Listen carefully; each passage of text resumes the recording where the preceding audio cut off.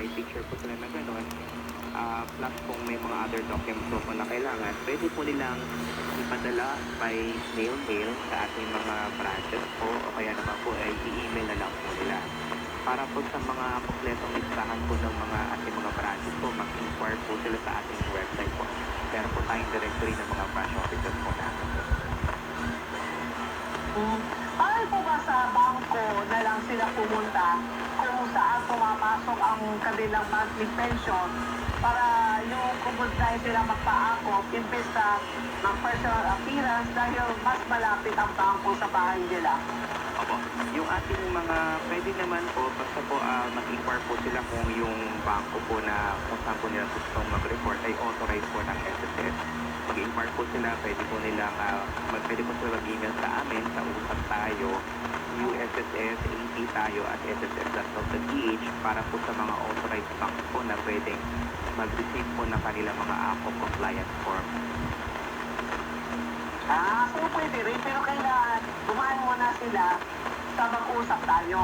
Opo, mag-inquire po sila kung yung bangko po na kanilang kung saan sila magsasabit ay authorized po ng SSS. Kung authorized sa SSS. Opo. Bakit ang may katanungan, may mga katanong, bakit daw exempted o hindi kinakailangan dumaan sa proseso ng ACOP ang mga retired pensioners na sa Pilipinas, yung sinasabi natin, nabanggit natin yung mga 80 and below. Opo, yung ating mga pensioners ko na effective March 2024 na below 80 years old po, na residing retirement pensioner na naninirahan sa Pilipinas po, hindi po sila required na mag-ACOP.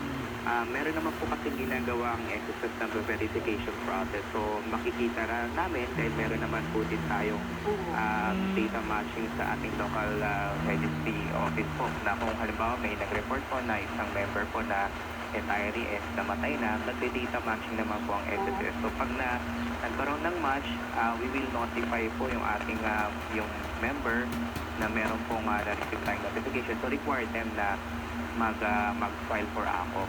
So, very rare cases lang naman din po ito. At sa mga late na pumasok, yung mga late na di narinig yung napag-usapan natin kanina, ano-ano ba o kailan ba ang schedule para sa ACOP ng mga retirees, mga survivors, mga dependents, at mga total disability? Opo, ang schedule po ng pag-file ng ACOP po para sa ating mga retirement at total disability pensioner, ito po ay subuan ng kanilang kapanganakan or date of birth po ng pensioner. Para naman po sa mga death or survivor pensioner, ito rin po ay subuan ng kapanganakan ng namatay na pensioner.